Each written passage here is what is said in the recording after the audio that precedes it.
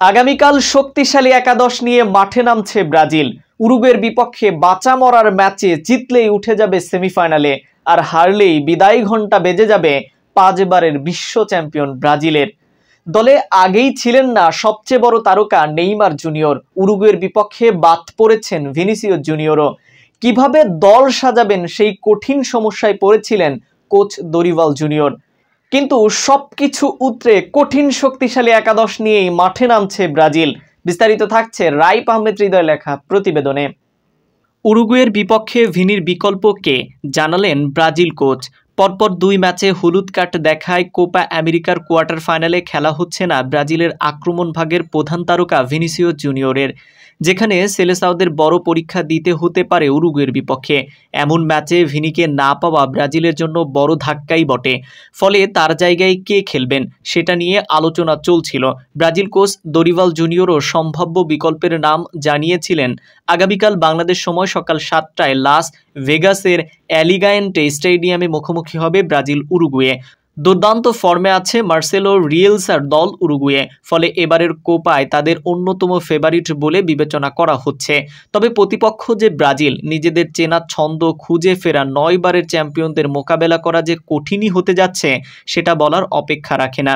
ম্যাচটিতে left winger ভিনিসিয়াসের খেলার সুযোগ না থাকায় তার বিকল্প ভাবতেই হতো। সে জায়গায় কোচ দরিভাল জুনিয়র তরুণ এনরিক ফিলিপেকে খেলানোর ইঙ্গিত দিয়েছিলেন।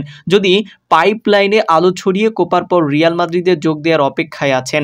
এর আগে ব্রাজিলের হয়ে বেশ কয়েকটি ম্যাচ খেলেও ফেলেছেন। শুরুর একাদশে ছিলেন না এনরিকের নাম। এবার রাফিনহা ও রদ্রিগোর সঙ্গে প্রথম একাদশে এই বিস্ময় বালকের সুযোগ মিলেও যেতে পারে। আসন্ন উরুগুয়ের ম্যাচের আগে ব্রাজিল কোচ দরিভাল বলেন, আমি আশা করি আমরা গোল করার পথ খুঁজে পাব। পুরো দলের নিবেদনে আক্রমণ ভাগের খেলোয়াড়েরা সেই সুযোগটি পান এবং তাদের ভালোভাবে ফিনিশিং দিতে হবে। এভাবে প্রতিপক্ষের সীমানায় ক্রমাগত আক্রমণ ছাড়া ভিন্ন কোনো উপায় নেই। আমরা একজন গুরুত্বপূর্ণ খেলোয়াড়কে হারিয়েছি, তবে আরেকজন তরুণ তারকাকে সুযোগ দেওয়ারও সুযোগ এসে গেছে। কে জানে সেটি এনরিকের মুহূর্ত হতে যাচ্ছে। তিনি আরও বলেন, এনরিক বিশেষভাবে নাম্বার 9 পজিশন নেননি। সে জায়গাতেই মূলত সে খেলতে পছন্দ করে। সে এমন একজন খেলোয়াড় যার জায়গাটা ভাসমান এবং তিনি সব দিকে গতি ধরে রেখে খেলতে পারেন। দরিভালের এমন মন্তব্যের মধ্য দিয়ে তাকেই যে পরের ম্যাচে শুরুর একাদশে বা লেফট উইঙ্গে দেখা যেতে পারে সেটি ইঙ্গিত পাওয়া গেছে। এদিকে ব্রাজিলের একাদশে আরেকটি পরিবর্তন আসতে পারে। ভিনির মতোই নিষেধাজ্ঞার কারণে উরুগুয়ের বিপক্ষে খেলা হবে না লেফট উইঙ্গার ভেন্ডেলের। ফলে সে জায়গায় ব্রাজিলের একাদশে দেখা যেতে পারে গুয়েলার্মে অ্যারেনাকে। উরুগুয়ের বিপক্ষে ব্রাজিলের সম্ভাব্য একাদশ তাহলে কেমন হবে চলুন একটু দেখে আসি।